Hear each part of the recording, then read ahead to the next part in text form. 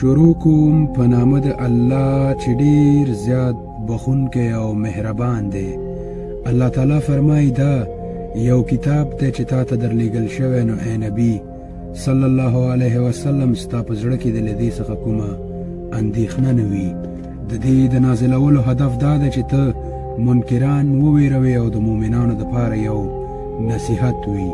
ای خلکو، ستاسې د رب لخوا چې تاسې ته څه نازل شوي د هغې پیروي وکړئ او د خپل رب نه پرته د نورو سرپرستانو پیروي مه کوئ، خو تاسې بیخي کم نصیحت منئ. ډیر کلی دي چې د هغوی خلک موږ هلاک کړه، په هغوی په ناڅاپي ډول د شپې زموږ عذاب راغی، لکه د لوط علیه السلام قوم، او یا هم په رڼا ورځ چې کله هغوی د غرمې په خوب ویدول، لکه د شعیب علیه السلام قوم. او کله چې زموږ عذاب هغوی ته راغی، نو پرته له دې بل هیڅ څه ونه ویل چې واقعي موږ ظالمان وو.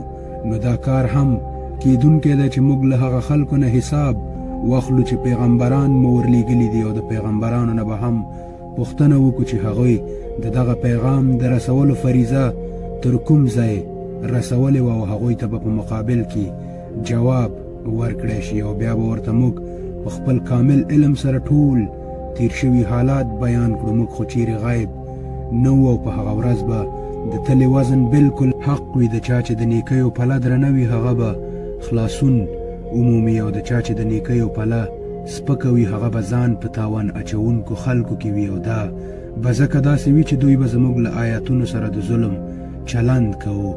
موږ تاسې له وس او واک سره په ځمکه کې ځای پر ځای کړی، او تاسو لپاره مو دلته د اوسېدلو وسایل برابر کړو، خو تاسې بیخي کم شکر وباسئ.